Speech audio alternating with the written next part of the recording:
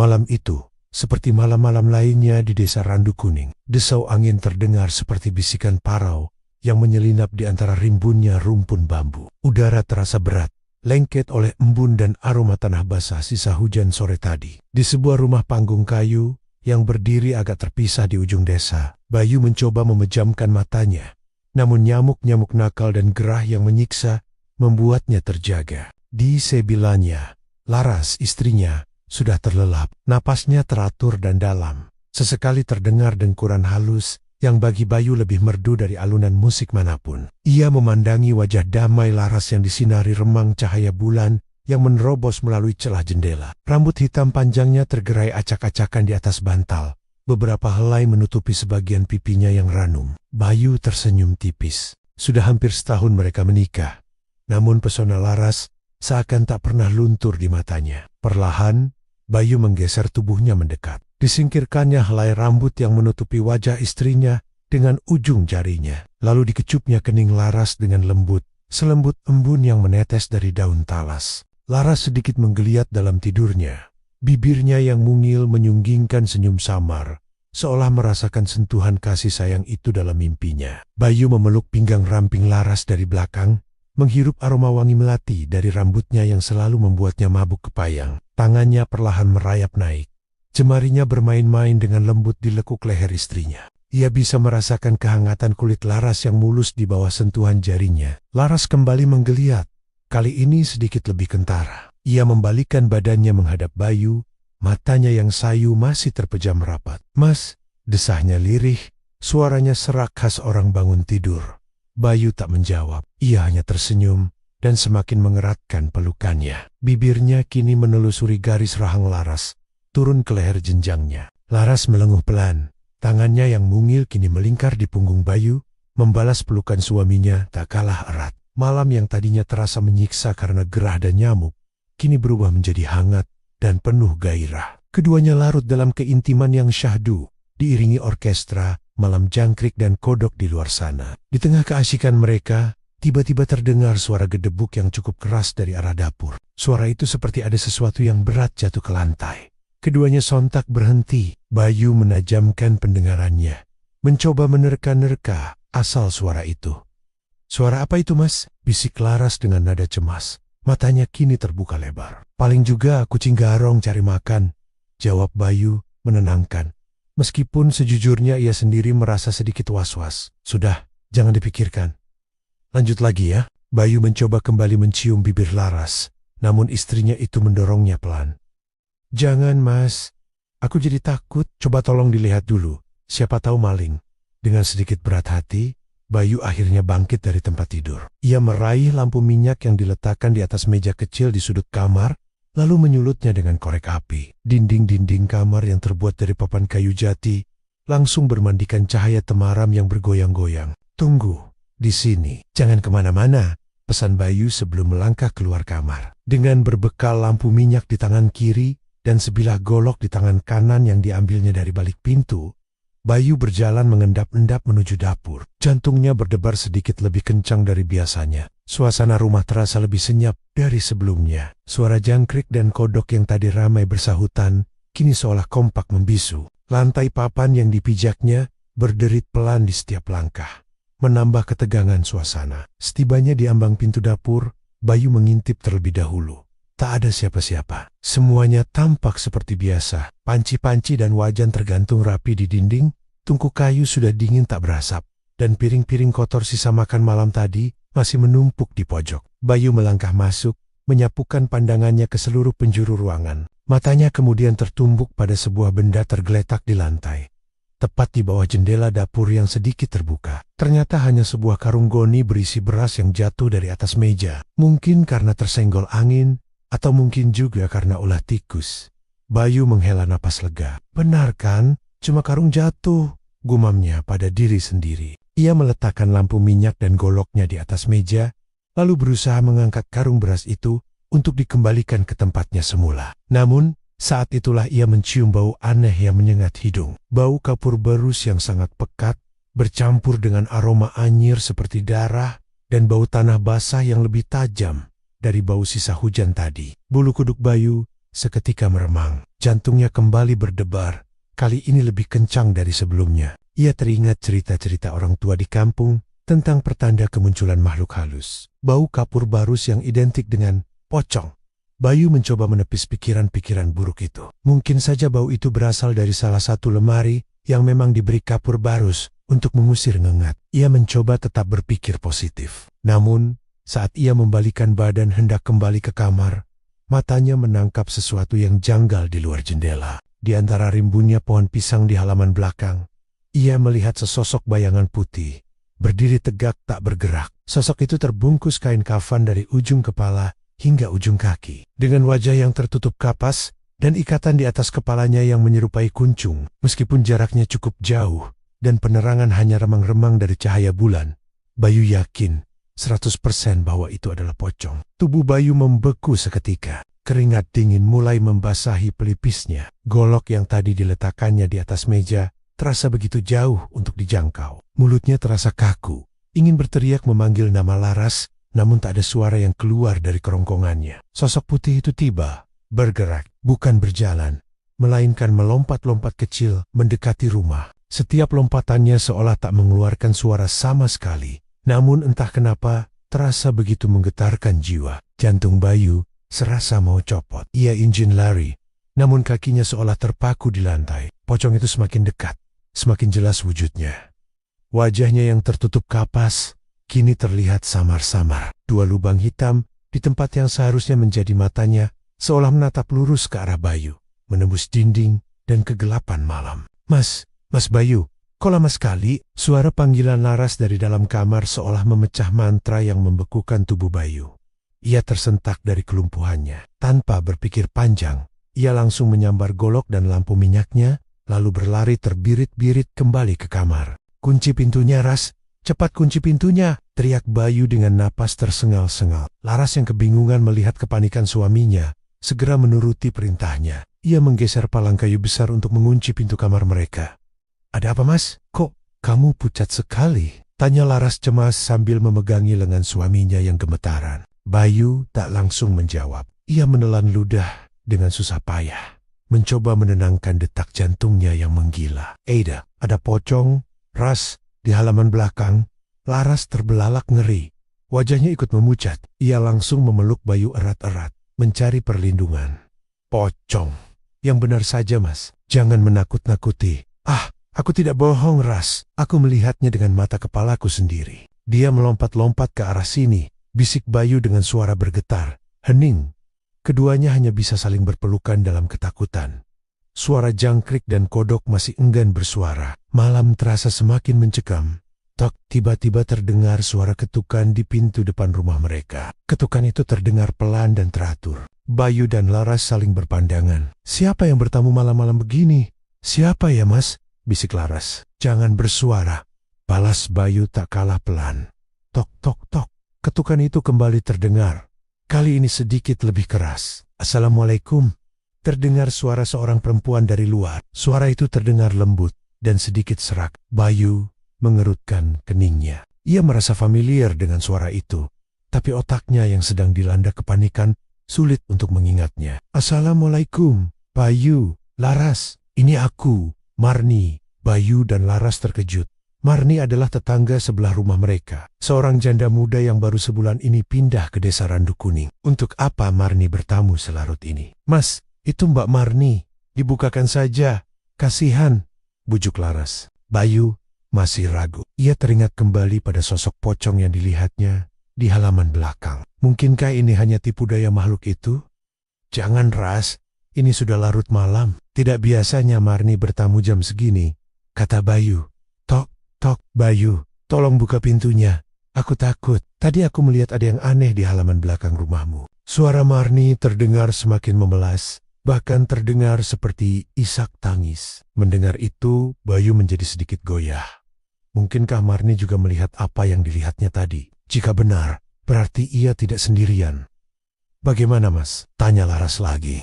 Bayu berpikir sejenak. "Ya sudah, aku akan membukakan pintunya. Tapi kamu tetap di sini. Jangan kemana-mana." Bayu melangkah keluar kamar dengan golok masih tergenggam erat di tangannya.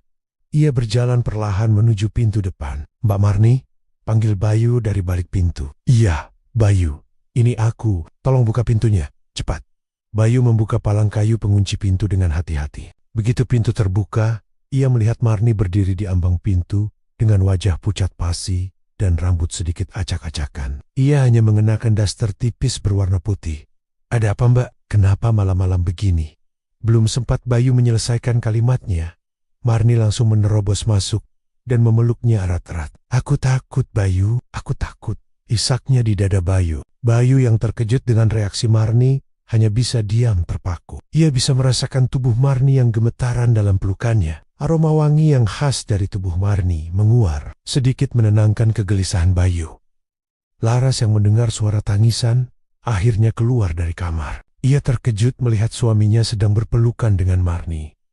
Ada sedikit rasa cemburu yang menyelinap di hatinya, namun ia segera menepisnya saat melihat wajah Marni yang benar-benar ketakutan. "Mbak Marni, ada apa?" tanya Laras sambil mencoba melepaskan pelukan Marni dari suaminya. Marni akhirnya melepaskan pelukannya, lalu beralih memeluk Laras. "Aku melihat pocong, Laras, di kebun pisang belakang rumahmu." Wajahnya hancur, matanya bolong, dia menatapku. Ceritanya dengan suara terbata-bata. Penuturan Marni membuat bulu kuduk Bayu dan Laras kembali berdiri. Ternyata apa yang dilihat Bayu tadi bukanlah halusinasi. Sudah, Mbak Marni, tenang dulu. Sekarang Mbak Marni sudah aman di sini," kata Laras mencoba menenangkan. Mereka bertiga kemudian duduk di ruang tengah. Bayu menyalakan beberapa lampu minyak lagi agar ruangan menjadi lebih terang. Laras membuatkan teh hangat untuk Marni. "Sebenarnya aku juga melihatnya tadi, Mbak. Aku Bayu akhirnya." Marni menatap Bayu dengan mata terbelalak. "Kamu juga melihatnya?" Bayu mengangguk. "Aku melihatnya dari jendela dapur. Makanya aku langsung lari ke kamar. Kata orang-orang, pocong itu arwah penasaran dari Pak Karto yang meninggal seminggu yang lalu. Katanya, tali pocongnya lupa tidak dilepas saat dikubur," kata Marni sambil menyeruput teh hangatnya. "Pak Karto adalah salah satu warga desa yang dikenal sebagai dukun santet. Ia meninggal karena sakit keras yang misterius. Banyak warga yang percaya bahwa kematiannya adalah akibat dari ilmunya sendiri yang berbalik menyerang tuannya." "Ah, itu kan hanya tahayul, Mbak," sanggah Bayu, meskipun dalam hatinya ia juga merasa takut. Malam itu, Marni akhirnya menginap di rumah mereka. Ia tidur di kamar tamu, sementara Bayu dan Laras kembali ke kamar mereka. Namun, tak satu pun dari mereka yang bisa memejamkan mata. Bayangan pocong itu terus menghantui pikiran mereka. Keesokan harinya, kabar tentang penampakan pocong Pak Karto menyebar ke seluruh desa. Beberapa warga mengaku juga melihatnya di sekitar kuburan atau di kebun-kebun bambu pada malam hari. Desa Randu Kuning yang biasanya tenang dan damai, kini diselimuti oleh aura ketakutan. Malam berikutnya, Bayu memutuskan untuk berjaga. Ia tidak ingin kejadian semalam terulang lagi. Ditemani segelas kopi hitam dan golok yang selalu di sisinya, ia duduk di teras depan rumah sambil mengawasi keadaan sekitar. Laras dan Marni sudah tidur di dalam. Hingga tengah malam, tak ada kejadian aneh apapun. Bayu mulai merasa mengantuk. Saat matanya hampir terpejam, ia mendengar suara gaduh dari arah kandang ayam di belakang rumah. Suara ayam-ayam yang berkotek panik, seolah ada pemangsa yang masuk. Bayu segera menyambar lampu minyaknya dan berlari ke belakang. Setibanya di sana, ia melihat pintu kandang ayam terbuka dan beberapa ekor ayam tergeletak mati dengan leher terkulai dan bekas gigitan. Namun, tak ada darah sama sekali. Bayu mengedarkan pandangannya ke sekitar. Di bawah pohon nangka yang tak jauh dari kandang, ia kembali melihatnya. Sosok putih itu berdiri di sana, menatapnya dengan lubang mata yang kosong. Kali ini, jaraknya lebih dekat. Bau kapur berus dan anyir darah tercium lebih tajam. Bayu tidak lari. Entah dari mana datangnya, keberaniannya tiba-tiba muncul. Mungkin karena amarahnya melihat ayam-ayam peliharaannya mati. "Hei, siapa kau? Jangan ganggu aku dan keluargaku," bentak Bayu sambil mengacungkan goloknya. Sosok itu tak bergeming. Ia hanya diam menatap Bayu. "Pergi kau, kembali ke tempat asalmu," teriak Bayu lagi. Tiba-tiba, pocong itu melompat, bukan ke arah Bayu, melainkan ke samping, lalu menghilang di balik kegelapan malam. Bayu terdiam sejenak, mencoba mencerna apa yang baru saja terjadi. Saat ia membalikkan badan, ia terkejut melihat Laras dan Marni sudah berdiri di ambang pintu dapur. Wajah mereka pucat pasi. "Mas, Kamu tidak apa-apa? Tanya Laras cemas. Bayu menggeleng. Aku tidak apa-apa. Makhluk itu sudah pergi. Malam itu, mereka kembali tidak bisa tidur.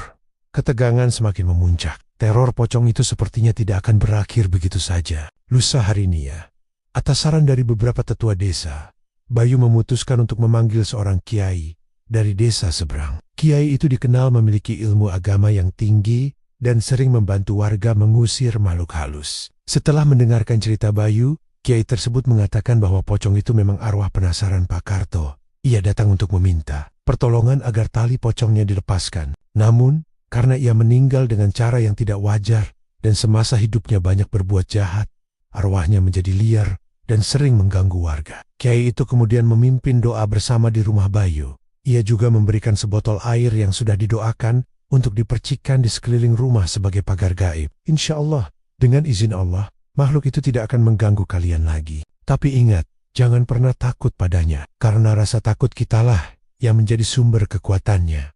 Pesan kiai itu sebelum pamit pulang. Malam harinya, Bayu dan Laras merasa sedikit lebih tenang. Mereka mengikuti semua petunjuk kiai. Setelah memercikan air doa di sekeliling rumah, mereka mencoba untuk tidur. Namun, sekitar tengah malam, Laras tiba-tiba terbangun karena merasa ada yang aneh. Ia merasakan kasur di sebelahnya bergoyang pelan. Ia menoleh, mengira itu adalah Bayu. Tapi Bayu sedang tertidur pulas di sampingnya. Laras menajamkan pendengarannya. Ia mendengar suara seperti orang mendengkur. Tapi anehnya suara itu berasal dari bawah tempat tidur mereka. Jantung Laras mulai berdebar kencang. Dengan tangan gemetar, ia mencoba membangunkan Bayu. Mas, bangun mas, bisiknya. Bayu menggeliat, lalu membuka matanya. Ada apa, Ras? Di bawah tempat tidur. Ada suara. Bayu langsung terduduk. Ia juga mendengar suara itu. Suara dengkuran yang berat dan serak. Dengan sangat perlahan, Bayu turun dari tempat tidur. Ia mengambil goloknya yang selalu diletakkan di samping tempat tidur. Ia memberi isyarat pada Laras untuk tetap diam. Dengan hitungan ketiga, Bayu menunduk dan menyibakkan kain sprei yang menjuntai ke lantai. Dan di sanalah ia, tepat di bawah kolong tempat tidur mereka, sosok pocong itu berbaring telentang dengan mata bolong menatap lurus ke langit-langit. Bau kapur berus dan busuk yang menyengat langsung memenuhi ruangan. Bayu dan Laras menjerit sejadi-jadinya. Bayu yang kalap langsung mengayunkan goloknya ke arah sosok itu. Namun, golok itu hanya menembus kain kafan tanpa melukai apapun. Sosok itu kemudian berguling keluar dari kolong tempat tidur dan berdiri tegak di hadapan mereka. Wajahnya yang tertutup kapas kini terlihat lebih jelas. Sebagian kapasnya sudah terlepas, memperlihatkan daging yang membusuk dan belatung-belatung kecil yang menggeliat di dalamnya. Pocong itu membuka mulutnya yang menghitam, mengeluarkan suara rintihan yang menyayat hati. Tolong, lepaskan taliku. Bayu dan Laras mundur ketakutan hingga punggung mereka menabrak dinding. Mereka hanya bisa pasrah, menunggu apa yang akan terjadi selanjutnya. Tiba-tiba, pintu kamar mereka didobrak dari luar. Marni masuk dengan membawa sebatang bambu kuning. Pergi kau setan, teriak Marni, sambil memukulkan bambu kuning itu ke tubuh si pocong. Anehnya, pocong itu tampak kesakitan. Ia menjerit melengking saat bambu kuning itu mengenai tubuhnya. Ia melompat-lompat tak beraturan, lalu menerobos keluar melalui jendela kamar yang terbuat dari kayu. Bayu, Laras dan Marni terduduk lemas di lantai. Mereka masih syok dengan kejadian barusan. Terima kasih, Mbak Marni. Kamu sudah menyelamatkan kami, ucap Bayu dengan napas terengah-engah. Marni hanya mengangguk lemah. Keesokan paginya, warga desa gempar. Mereka menemukan makam Pak Karto terbongkar dengan lubang menganga. Beberapa warga yang pemberani mencoba memeriksanya. Dan benar saja, mereka menemukan jasad Pak Karto masih utuh terbungkus kain kafan. Dengan semua tali pocongnya masih terikat kencang. Atas persetujuan keluarga, warga akhirnya melepaskan semua ikatan tali pocong itu, lalu menguburkan kembali jasad Pak Karto dengan layak. Sejak saat itu, teror pocong di desa Randu Kuning pun berakhir. Kehidupan kembali normal seperti sedia kala. Bayu dan Laras pun bisa kembali menikmati malam-malam mereka dengan tenang dan hangat, tanpa ada lagi gangguan dari makhluk manapun. Meskipun terkadang, saat malam terlalu sunyi, mereka masih suka teringat pada bau kapur berus yang menyengat dan rintihan suara yang meminta tolong untuk dilepaskan talinya. Sebuah pengalaman mengerikan yang tak akan pernah mereka lupakan seumur hidup mereka. Dan sebuah pelajaran berharga bahwa terkadang Yang sudah mati pun masih membutuhkan pertolongan dari yang masih hidup.